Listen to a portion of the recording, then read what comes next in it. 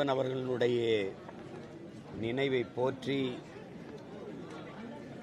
அவர் கொண்ட கனவை சுமந்து பயணிக்க உறுதியேற்கிற ஒரு புனித நாள். துப்பாக்கி குண்டுகளையும் பீரங்கி குண்டுகளையும் எதிர்த்து வாளையும் வேளையும் வைத்துக்கொண்டு வெள்ளையர் படையை விரட்டி அடித்து தோற்கடித்து வென்ற மறவன் எங்களுடைய பாட்டனார். பீரங்கி குண்டுகள் தொலைக்க முடியாத கோட்டையை மண் சுவற்றிலே கட்டி எழுப்பியிருந்த மகத்தான ஒரு மகன். இன்றைக்கு தமிழ் இளம் தலைமுறையினர் மான உணர்வும் இன உணர்வும் கொண்டு வீரத்தோடு வெகுண்டு எழுகிறார்கள் என்றால் அது எங்கள் பாட்டனார் நடந்து சென்ற அந்த வழித்தடம்தான். பேரை உச்சரிக்கும் போதே சோர்ந்து துவண்டு கைகட்டி வாய்புத்தி அடிமை நிலையில் இருக்கிற தமிழ் சமூகத்தின் பிள்ளைகளுக்கு தன்மான உணர்வும் இனமான உணர்வும் வீரமும் உணர்வு எழுச்சி கொண்டு பொங்கும். அப்படிப்பட்ட வீர மறவனினுடைய வரலாறு இந்த நிலத்தில் மறைக்கப்பட்டிருக்கிறது. அவன் பேர பிள்ளைகள் மரியாதை செய்ய வேண்டுமென்றாலும் அவன் வாழ்ந்த இடத்திற்கு வந்துதான் செய்ய வேண்டியது இருக்கிறது. இங்கே வந்தவர்கள் போனவர்களுக்கெல்லாம் தெருவுக்கு தெரு சிலை, எங்கும் மரியாதை செய்யக்கூடிய வாய்ப்பு. ஆனால் எங்கள் பாட்டனாருக்கோ எங்கள் பாட்டி வேலு நாச்சியாருக்கோ மருதுபாண்டிக்கோ அது இல்லை. ஐயா சேதுராமன் அவர்களுடைய பெரும் முயற்சியில் மதுரை தெப்பக்குளத்துக்கு அருகில் ஒரு சிலை நிறுவப்பட்டிருக்கிறது. பாட்டனார் மருதுபாண்டி நெற்கட்டான் சேவலை விட்டு அரையடி கூட எங்கள் பாட்டனினுடைய அடையாளங்களை இவர்கள் நகர்த்தவில்லை. இன்றைக்கு சங்கரங்கோயிலிலே எங்கள் பாட்டனார் இருந்ததற்கான அந்த அறை இருக்கிறது என்கிறார்கள். அங்கே அவருக்கு ஒரு சிலையை நிறுவ வேண்டும் என்பது நெடுநாள மக்களினுடைய கோரிக்கையும் விருப்பமாக இருக்கிறது. அதை இந்த ஆட்சியாளர்கள் கண்டுகொள்ளவும் இல்லை, நிறைவேற்றவும் இல்லை. எங்களுடைய பாட்டன் பூலித்தேவன் அவருடைய நினைவு நாளிலே அவன் பேர பிள்ளைகள் உறுதியேற்கிறோம். இந்த வீரமிக்க எங்க பாட்டனுடைய அடையாள சுவடுகளை அன்னை தமிழ் நிலமெங்கும் கொண்டு போய் சேர்ப்போம்.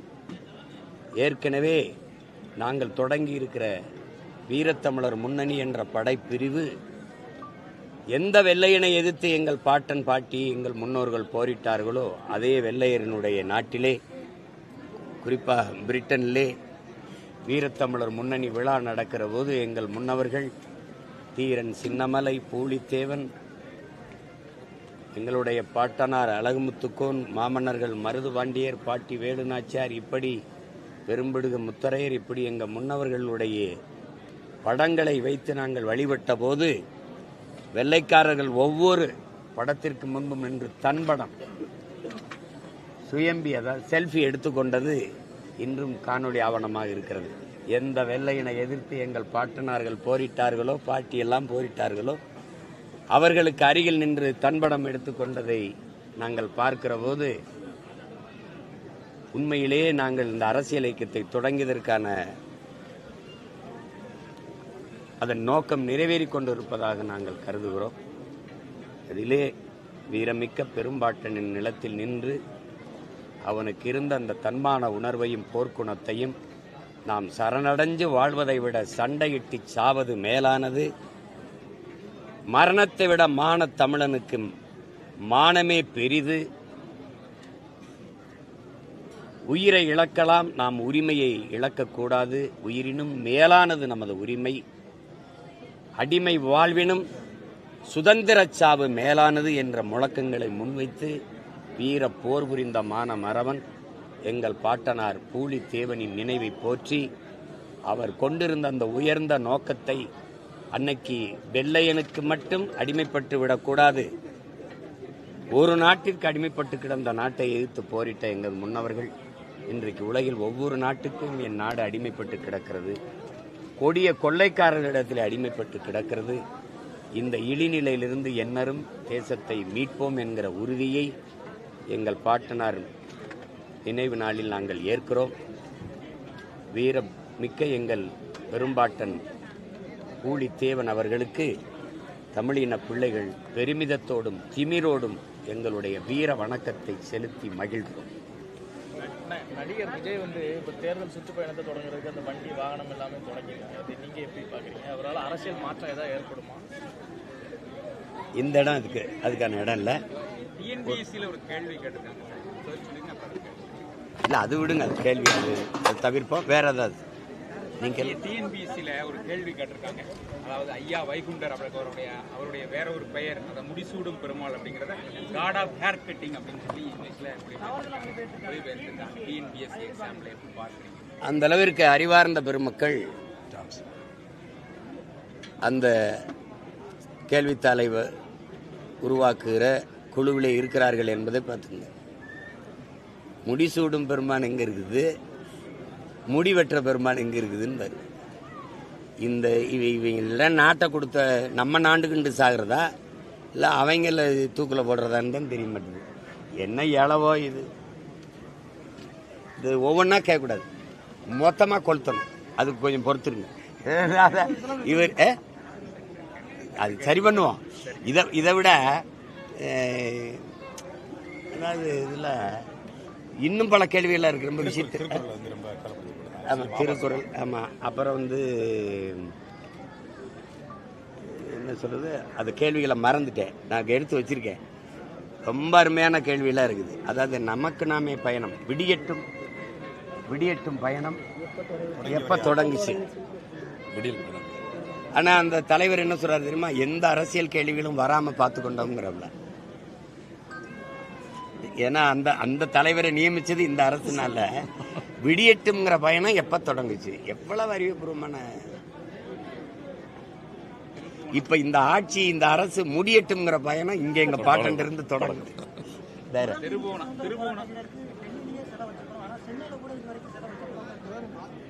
அது ஏன்ட்ட கேட்குறீங்க? உங்களுக்கு ஒரு கோபம் வருதா?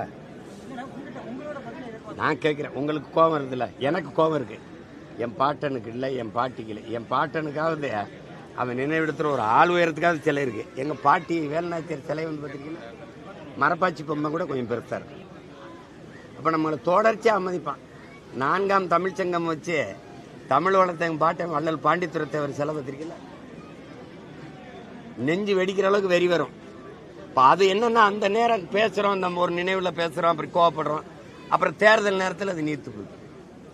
அதனால எவன் அவமதிச்சானோ, எவன் நம்ம அடையாளத்தை மறைச்சானோ, எவன் நம்ம வரலாற்றை திரிச்சானோ, அவனுக்கே நம்ம மறுபடியும் அதிகாரத்தை கொடுக்கும்போது இந்த மாதிரி வேலையெல்லாம் வருது. முடிசூடும் பெருமானங்க, முடிவெற்றாளுங்க.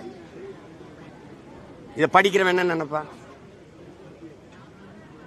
இதுவது இல்லை, மருதுபாண்டி வேலுநாச்சியார் சிவகங்கை விட்டு காலாறுகளை விட்டு அரையங்களை நேரில் நான் தான் ஊரா போய் மருதுபாண்டிக்கு வணக்கம் சிவகங்கை தான் நடத்தணுமான்னு சேலத்தில் போய் நடத்தினது நான் தான். எங்க இருக்கு சிலை?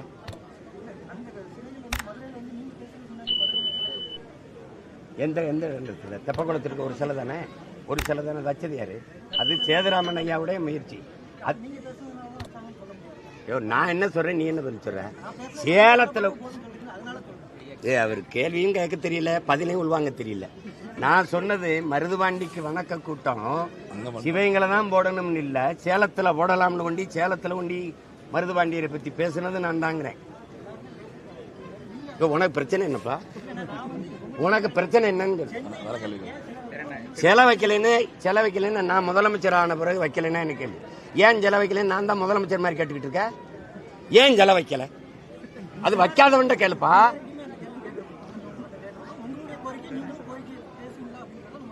கோரிக்கை இப்ப கூட தான் பேசிட்டு இருந்தா, முழக்கத்துல கூட இப்ப கூட பேசுறோம். தம்பி.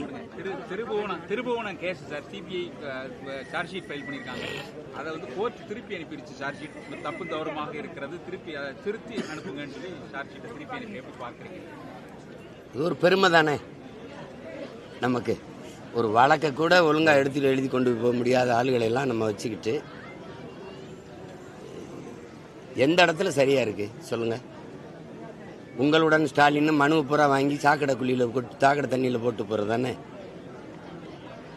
இது நம்மளுடைய தரத்தை தாழ்த்தி காட்டுறது தான். இது ஆர்எஸ்எஸ் வந்து அதிமுக இயக்கினால் என்ன தவறு அப்படின்னு ஒன்றிய அமைச்சர் முருகன் சொல்லியிருக்காரு. அதை வந்து இன்னைக்கு அமீர் வந்து இதை விட கேவலம் வேற எதுவுமே இல்லை அப்படிங்கிற மாதிரி இயக்குனர் அமீர் வந்து பேசியிருக்காரு.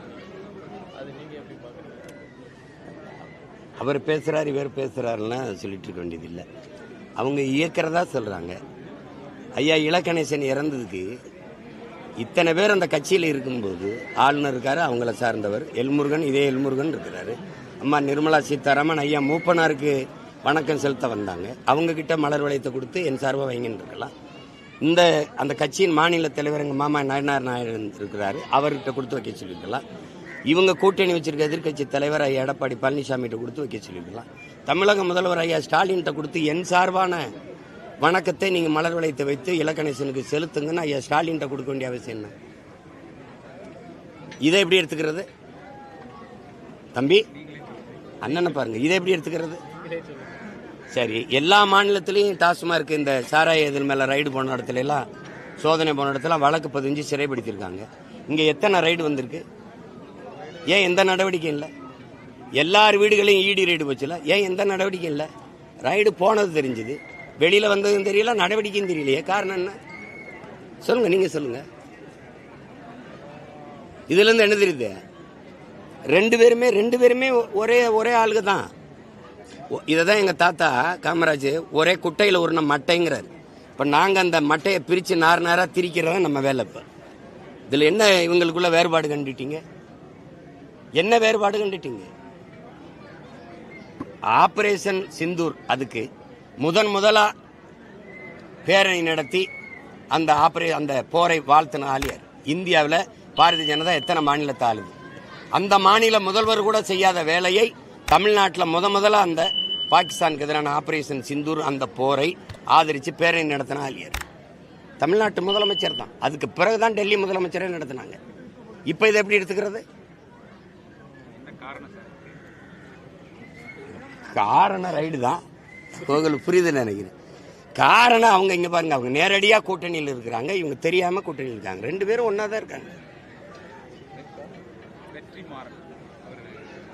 படம் தயாரிச்சு பேட்கால்ங்கிற படம் தயாரிச்சு இதுதான் என்னுடைய கடைசி படம்னு சொல்லியிருக்காரு. பல்வேறு பிரச்சனைகளை சந்திச்சிட்டேன். ஏற்கனவே ஒரு தயாரிப்புல தானே, தயாரிப்பு தான் கடைசி படம். பல்வேறு ஏகப்பட்ட பிரச்சனைகளை சந்திச்சுட்டேன். இந்த படம் தயாரிப்பு அப்படிங்கிறது மிகப்பெரிய சவாலான விஷயம். இனிமேல் அதுல இறங்குறது இல்லை. நீங்க ஒரு எப்படி பார்க்குறீங்க? இல்லை, அந்த பிரச்சனையை தம்பி என்னோட விவாதிச்சாரு, நாங்கள் பேசிக்கிட்டோம்.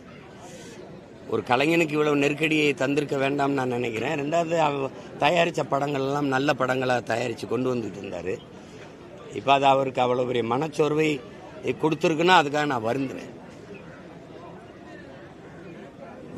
இப்போ அதில் நானும் தானே பொறுப்பு இருக்கணும்.